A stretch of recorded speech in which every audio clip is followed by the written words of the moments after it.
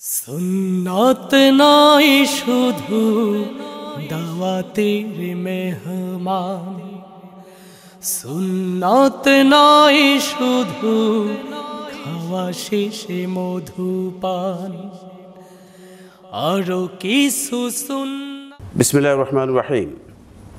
নাহমাদুহু ওয়া নুসাল্লি আলা রাসূলিহিল কারীম। আউযু বিল্লাহি মিনাশ শাইতানির রাজীম। বিসমিল্লাহির রহমানির রহিম। রব্বি ইশরাহ লি সাদরি ওয়া ইয়াসসির লি আমরি ওয়াহলুল উকদাতাম মিন লিসানি ইয়াফকাহু কওলি। বিসমিল্লাহির রহমানির রহিম। ওয়া কুল জাআল হক ওয়া যাহাকাল বাতিল ইন্নাল বাতিলা কানা যাহুকা। সাদাকাল্লাহুল আলিয়্যুল আযীম ওয়া সাদাকা রাসূলুহুন নবিয়্যুল কারীম। প্রিয় দর্শক শ্রোতাবৃন্দ, আসসালামু আলাইকুম ওয়া রাহমাতুল্লাহ। Quran research foundation 10 minutes online program থেকে আপনাদেরকে মোবারকবাদ জানাচ্ছি। দর্শক শ্রোতাবৃন্দ, আমাদের আলোচনায় যে বিষয় নিয়ে চলছে সেটা হচ্ছে অজু গোসলের সাথে কোরআনের সম্পর্ক। অর্থাৎ অজু গোসল করার আগে কোরআন পড়া বা স্পর্শ ধরার আগে অজু গোসল করা লাগবে কি লাগবে না, এ ব্যাপারে কোরআন কি বলে, সুন্নাহ কি বলে, আমাদের কমন সেন্স কেউ বলে। এর 11 নম্বর পর্ব আজকে আমরা আলোচনা করব। 10টি পর্ব হয়ে গেছে, টোটাল 27টি পর্বে আমরা বিষয়টি আপনাদের সামনে নিয়ে আসব। প্রথম পর্বে আমরা সূচিপত্র বলে দিয়েছি। আজকে আমরা এই সাবজেক্টে যে দিকটা আলোচনা করব সেটা হচ্ছে অজু গোসলের সাথে কোরআনের সম্পর্ক সম্বন্ধে আল কোরআন উপপর্ব 3। আল কোরআনের টোটাল 4টে পর্বে আমরা আল কোরআনের তথ্যগুলো আপনাদের সামনে নিয়ে আসছি। কোরআন কি বলেছে, যে কোরআন ধরা বা পড়ার আগে অজু বা গোসল করা লাগবে কি লাগবে না, একবার কোরআন কি বলেছে, এর 3 নম্বর পর্ব আজকে। আগে 2টি পর্ব হয়ে গেছে। আজকের পর্বে আমরা যেটা পড়ব, তথ্য 3 কি কোরআনের, অজু ছাড়া কোরআনে স্পর্শ করা বা ধরা যাবে না কথার দলিল হিসেবে প্রচারিত সূরা ওয়াকিয়ার 79 নম্বর আয়াতের প্রকৃত ব্যাখ্যা। যারা বলেন অজু ছাড়া কোরআন ধরা যাবে না, তাদের বেশিরভাগই ধরেন 98%, 99% জানে যে সূরা ওয়াকিয়ার 79 নম্বর আয়াত হচ্ছে অজু ছাড়া কোরআন ধরা যাবে না, এই কথাটার পক্ষে কোরআনের দলিল। দর্শক শ্রোতাদের, চলুন একটু আমরা দেখি যে কোথায় এই কথা পাওয়া গেলে, ইয়াতে আল্লাহ কী বলেছে। চলুন আমরা একটু নিজের চোখে একটু দেখি।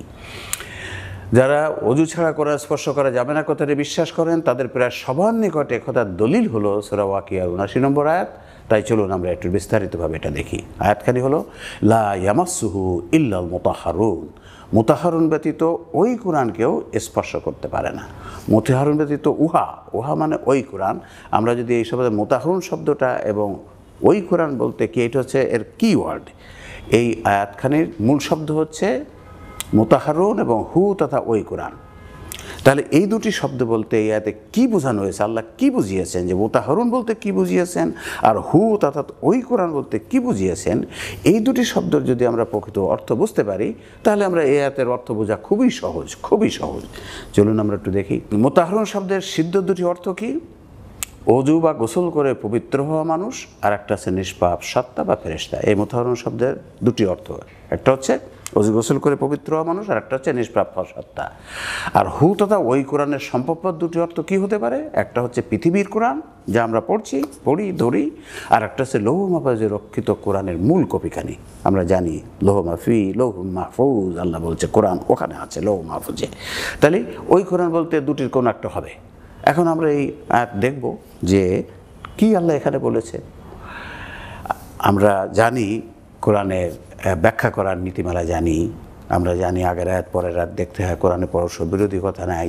আমরা একটু দেখি আয়াতখানির শানে নুজুল কি। মক্কার কাফেররা বলতো শয়তান কোরআন নিয়ে এসে মোহাম্মদকে পড়ে শোনায়, তারপর মোহাম্মদ সেটা অন্যদের জানায়। এই হচ্ছে শানে নুজুল, যে কোরআন তো আল্লাহর কিতাব না, এ শয়তান এনে মোহাম্মদের কানে শোনায়। মোহাম্মদ সেটা তোমাদের বলে এটা তো শয়তানের কিতাব, আল্লাহর কিতাব না। কাফিরদের একথার উত্তর আল্লাহ তাআলা দিয়েছেন কোরআনের বেশ কয়েক স্থানে। তার দুটি স্থান হলো সূরা শুআরার 210 থেকে 212 এবং সূরা ওয়াকিয়ার 77 থেকে 80 আয়াত। আমরা চলুন সূরা শুআরার 210 থেকে 12 আয়াত একটু কী বলছে আল্লাহ দেখি। আল্লাহ বলছেন ওমা তানাজ্জালাত বিহিশ শায়াতিন ওমা ইয়ামবাগি লাহুম ওমা ইস্তাতিউন ইন্নাহুম আনিস সামঈ লামাযুলুন। আর এটি অর্থাৎ কোরআন নিয়ে শয়তানরা নাজিল হয়নি, তারা এই কাজের যোগ্য নয় এবং তারা তার সামর্থ্য রাখে না। নিশ্চয়ই নাজিলকালে তাদের তা অর্থাৎ কোরআনের শ্রবণের সুযোগ হতেও দূরে রাখা হয়। অর্থাৎ আল্লাহ এখানে জবাব দিয়েছে যে কাফের তোমরা বলো কোরআন শয়তান নিয়ে আসে, না, কোরআন শয়তান আনে নাই, তারা যোগ্য না, সে তো শয়তান তো শয়তানি কথা আনবে। কোরআনে তো শয়তানি কথা নাই, এখানে শয়তান মুক্ত করার কথা, ভালো কথা আছে। আর সূরা 79 শব্দ আয়াতের মুতাহারুন শব্দটি অববৃত্ত রেখে সূরা ওয়াকিয়ার আমরা 77-এর 81 আয়াত একটু দেখি। সূরা ওয়াকিয়ার এই 79 নম্বর আয়াতে আল্লাহ এই কথার জবাব দিয়েছে, আগের আয়াত পরের আয়াত দিয়ে যে শয়তান নিয়ে আসে নাই সে কথার জবাব দিয়েছে। সূরা শুআরায় ওইভাবে দিয়েছে যে এটা শয়তান নিয়ে আসে নাই, শয়তান এটার যোগ্য না। আর সূরা ওয়াকিয়া কীভাবে বলেছে, আগের আয়াত পরের আয়াত দেখলে 79 নম্বর আয়াতকে মাঝখানে রেখে আমরা যদি আগের দুটি আয়াত পরের দুটি আয়াত দেখি, দেখুন আল্লাহ কী বলছেন, ইন্নাহু লাকুরআনুন কারীম ফি কিতাবিম মাকনুন লা ইয়ামাসসুহু ইল্লাল মুতাহহারুন তানজিলুম মির রাব্বিল আলামিন আফা বিহাযাল হাদিসি আনতুম মুদহিনুন। কি চমৎকার আয়াত, কি চমৎকার আগের আয়াত পরের আয়াতের কথা কি বলছে আমরা একটু দেখো। আর নিশ্চয়ই এটা সম্মানিত কোরআন, যা লিখিত আছে সুরক্ষিত কিতাবে, মুতাহহারুন ব্যতীত অন্য কেউ তা ওই কোরআন স্পর্শ করতে পারে না। এটা মহাবিশ্বের প্রতিপালকের কাছ থেকে অবতীর্ণ। এরপরও কি তোমরা এ বাণীকে অর্থাৎ কোরআনকে তুচ্ছ মনে করবে? দেখুন আল্লাহ বলছে এটা এক সম্মানিত কোরআন, যা লিখিত আছে সুরক্ষিত কিতাবে। এই সুরক্ষিত কিতাবটা কোথায়? পৃথিবীর কিতাব কি সুরক্ষিত? না, পৃথিবীর কিতাব যে কেউ ধরতে পারে, পড়তে পারে, ছিঁড়তে পারে, ফেলে দিতে পারে। আমরা জানি গুয়ান্তানামো বেতে আমেরিকান সোলজাররাই এটাতে পায়খানাও ফেলে দিয়েছিল, সেটাও আমরা জানি। তাহলে এটা সুরক্ষিত না, সুরক্ষিত হচ্ছে একমাত্র লৌহ মাহফুজের কোরআন। লৌহ মাহফুজের কোরআন সেটা হচ্ছে সুরক্ষিত। আল্লাহ তাই বলছে এখানে কি, আমরা যদি মুতাহহারুন ব্যতীত অন্যকে এই কথাতে আমরা এখন যদি দেখি যে এই দুটির যে মুতাহহারুনের অর্থ আমরা যদি নিষ্পাপ ফেরেশতা হতে পারে, আবার ওযু গোসল করে পবিত্র মানুষ হতে পারে। আমরা এই দুটি অর্থ ধরে এই আয়াতটির ব্যাখ্যা যদি আপনাদের সামনে বলি আর আপনারা বলেন যে কোন ব্যাখ্যাটি আয়াতের গ্রহণযোগ্য হবে। মুতাহহারুনের একটা অর্থ হতে পারে নিষ্পাপ ফেরেশতা, আর একটা হতে পারে ওযু গোসল করে পবিত্র ব্যক্তি। আর সুরক্ষিত কিতাবে বলতে বোঝা যাচ্ছে এখান থেকে যে মুতাহহারুন, এখানে এই কিতাব বলতে আল্লাহ বুঝিয়েছেন ওই লৌহ মাহফুজের কোরআন, কারণ ওইটাই সংরক্ষিত। পৃথিবীর কোরআন সুরক্ষিত নয়, যে কেউ তা ছিঁড়তে বা অন্যভাবে নষ্ট করতে পারে, তবে লৌহ মাহফুজে থাকা কোরআনের মূল কপিটি সুরক্ষিত। তাই সুরক্ষিত কিতাব বলতে লৌহ মাহফুজের থাকা কোরআনের মূল কপিকে এনে ধরাটাই যথাযথ হবে। মুতাহহারুন শব্দের সিদ্ধ দুটি অর্থ আলাদাভাবে প্রয়োগ করে আয়াতখানির ব্যাখ্যা চলুন আমরা এখন দেখি। এই মুতাহহারুন শব্দের সিদ্ধ দুটি অর্থ, মানে একটা অর্থ হচ্ছে নিষ্পাপ ফেরেশতা, আর একটা হচ্ছে ওযু গোসল করে পবিত্র হওয়া মানুষ। এই দুটো ধরে আমরা আলাদাভাবে যদি দেখি, আগের দুই আয়াত পরের দুই আয়াত আর মাঝখানের আয়াতে কী অর্থটা দাঁড়ায়। এক নম্বর ব্যাখ্যা কী হতে পারে, আমরা এখানে ওযু গোসল করে পবিত্র হওয়া মানুষ যদি ধরি, উহা এক অতীব উচ্চ মর্যাদার কিতাব, যা লৌহ মাহফুজে সংরক্ষিত আছে। অজু বা গোসল করে পবিত্র মানুষ ব্যতীত লৌহ মাহফুজের কোরআন কেউ স্পর্শ করতে পারে না। পৃথিবীর কোরআন মহাবিশ্বের রবের নিকট থেকে নাজিল হওয়া, এরপরও কি তোমরা এ বাণীকে তুচ্ছগণ্য করবে? দর্শক শ্রোতা বলুন, এ ব্যাখ্যা হতে পারে? লৌহ মাহফুজের কোরআন কি অজু গোসল করে মানুষ যেতে পারে? মানুষ যেতে পারে? যেতেই পারে না। কাজে এ ব্যাখ্যা গ্রহণযোগ্য হবে না। দুই নম্বর ব্যাখ্যা আমরা যদি আর একটা বলি, উহা এক অতীব উচ্চ মর্যাদার কোরআন, যা লৌহ মাহফুজে সংরক্ষিত আছে। নিষ্পাপ ফেরেশতা ব্যতীত লৌহ মাহফুজের কোরআন কেউ স্পর্শ করতে পারে না। পৃথিবীর কোরআন মহাবিশ্বের রবের নিকট থেকে নাজিল হওয়া, এরপরও কি তোমরা এ বাণীকে তুচ্ছগণ্য করবে? দর্শক শ্রোতা বলুন, আপনারা নিশ্চয়ই বলবেন এ ব্যাখ্যাটি গ্রহণযোগ্য হবে যে নিষ্পাপরা, শয়তানরা বলতো, কাফেররা বলতো শয়তান নিয়ে আসে। আল্লাহ বলছে না, ওই কোরআনটা তো আছে এক সুরক্ষিত জায়গায় লৌহ মাহফুজে, ওখানে তো শয়তান যেতে পারে না, ওখানে নিষ্পাপ ফেরেশতা জিব্রাইল ছাড়া আর কেউ যেতে পারে না।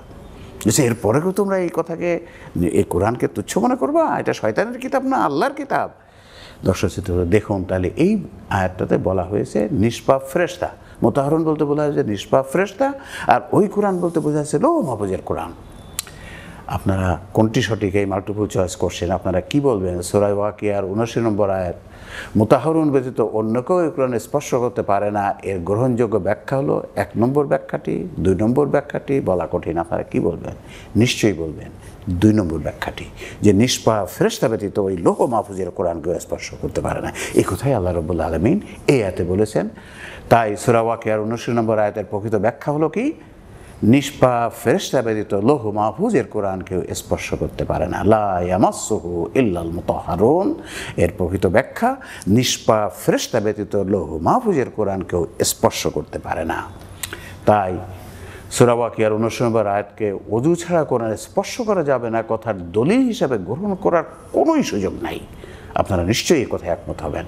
আমি বুঝতে পারি না কিভাবে মুসলিম সমাজে এই কথা চালু হলো যে এটি, এই সূরা ওয়াকিয়ার 79 নম্বর আয়াত হচ্ছে দুনিয়ার কিতাব উজু গোসল ছাড়া, কোরআন উজু গোসল ছাড়া স্পর্শ করা যাবে না, এই কথার দলিল কীভাবে হলো আমি জানি না। আপনারা দেখুন দর্শক শ্রোতাবৃন্দ, আপনারা ভাবুন, আপনারা দেখুন, আগের আয়াত পরের আয়াত একটু মিলিয়ে দেব। কারণ আমরা দেখেছি অধিকাংশ ক্ষেত্রে কোরআনের যে আয়াতটার একটু ব্যাখ্যা দুই রকম হতে পারে, তার আগের আয়াত পরের আয়াত দেখলেই অধিকাংশ ক্ষেত্রে বোঝা যায় যে ও আয়াতে কী বলছে। হায় মুসলিম জাতি, আমরা কি একটু খেয়াল করলাম না? এই অপূর্ব আল্লাহর এই কিতাবের এই বর্ণনা ভঙ্গি, এই উপস্থাপন ভঙ্গি, এটুকুই আমরা বুঝতে পারলাম না। কোরআনে কোনো পরস্পর বিরোধী কথা নাই, সে সব কথাই আছে, কিন্তু আমরা সব হারিয়ে গেছি। আসুন দর্শক শ্রোতাবৃন্দ, আমরা এই কথাগুলো পৌঁছে দিন আপনার বন্ধুদের কাছে, শেয়ার করুন আপনার বন্ধুদের, সাবস্ক্রাইব করুন আমাদের চ্যানেলকে, লাইক দিন আমাদের এই প্রোগ্রামকে। আপনারা বললেন আল্লাহ নেকি পৌঁছে দেবে। আজকে এখানেই শেষ করছি। ওয়াখির দাওয়ানা আলহামদুলিল্লাহ রাব্বিল আলামিন।